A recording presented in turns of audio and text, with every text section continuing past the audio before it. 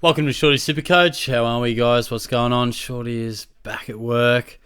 I tell you what, that alarm clock has really slapped me around the last couple of days, but it was a pretty nice 5 or 6 weeks. Shorty works at a school these days, so the holidays were pretty damn nice. And just been struggling to get that momentum with the videos. I've just had a fair bit going on, like just little social events and just getting back in the swing of things with work and whatnot. So big day at the Hottest 100. That was a large day, that's for sure. But yeah, so definitely through Feb want to just get back on the videos and really start pumping those out, because it'll come up pretty quick. Like opening rounds early March, isn't it? So definitely comes up quick.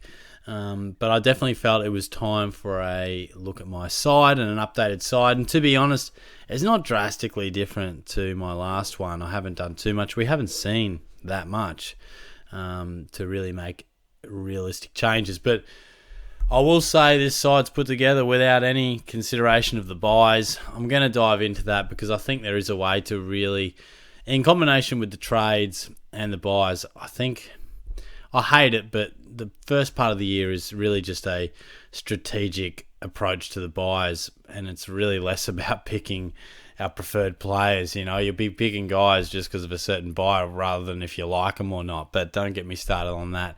I can't wait until we just have no buys, less trades, no subs. Jesus, take me back. Take me back to a simpler time of SuperCoach where you just picked the players you thought were good.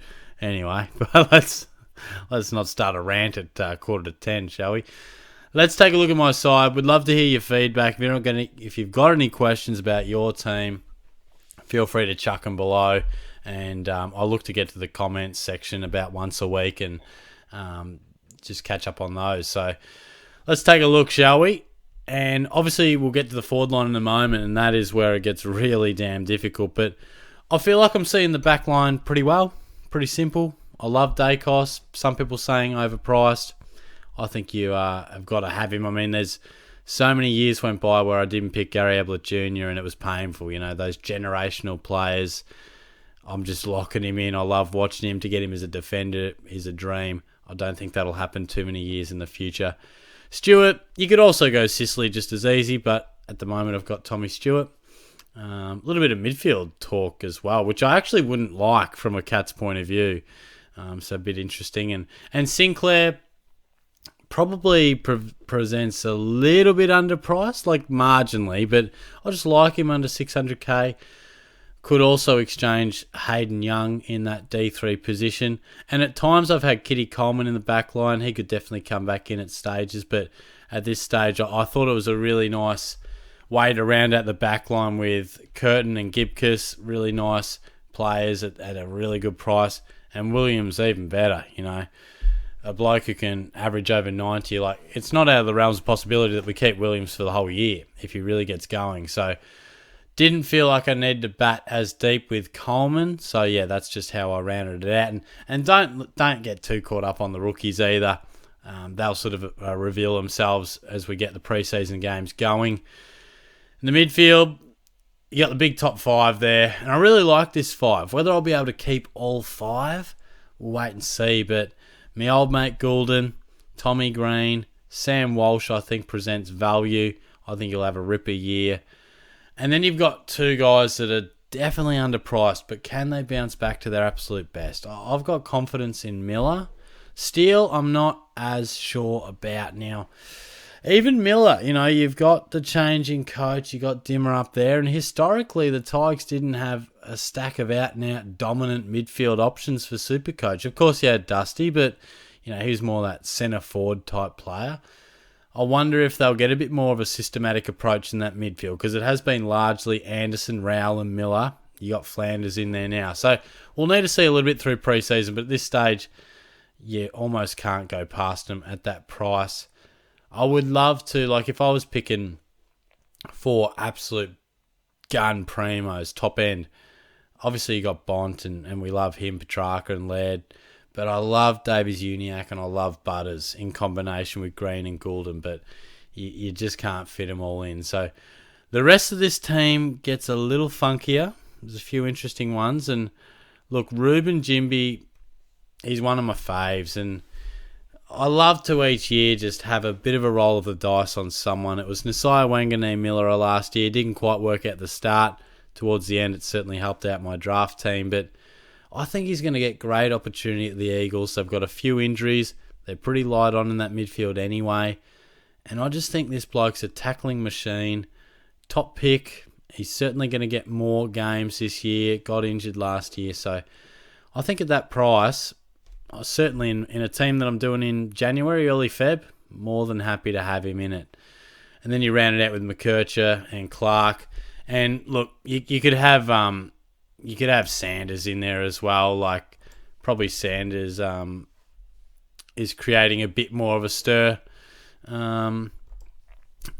in the preseason as well, so you could chuck him in. But both are great options. Clark I really like. Certainly as a Cats fan, we definitely need him in there. And I think he'll get some opportunities if he has a fit and firing preseason. And yeah, just rounded it out with some rookies there. Sean Mannett, you can get him in the forward line as well. And I think he's a very good chance to play round one. Pretty competitive with Stengel, Close, Myers, a few guys, but he'll certainly be in the mix. Mature age recruit for the Cats there. I'm going with the tried and true in the ruck department, Gawn and Grundy. And as you'll see, Toby Conway at R3. Now, I'm throwing a few Cats at you, but we are in a bit of a, I guess, next generation cycle where you would think we're not really competing for the flag, I don't feel. It's time to start to blood a few of these guys.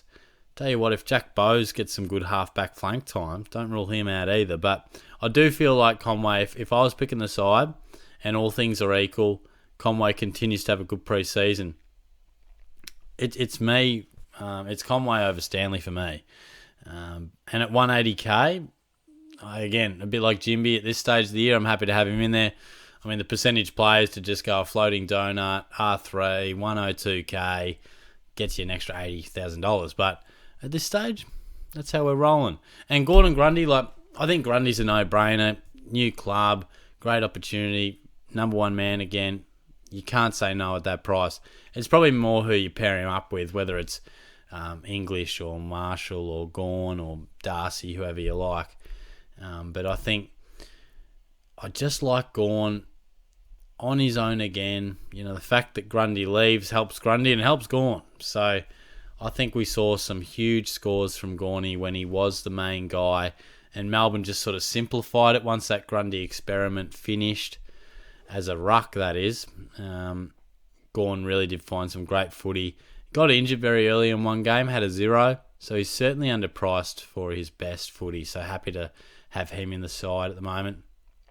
And this is where I'd love your thoughts. This forward line looks like shit, if we're honest. Now, McRae, I don't even like that selection that much. I think McRae's on the slide a little bit, but with everything we've got to choose from, it's hard to say no. Flanders is the lock, but he'll be in absolutely everyone's team. And this is where it gets interesting. You know, at times I've looked at Taylor Adams getting better opportunities at Sydney.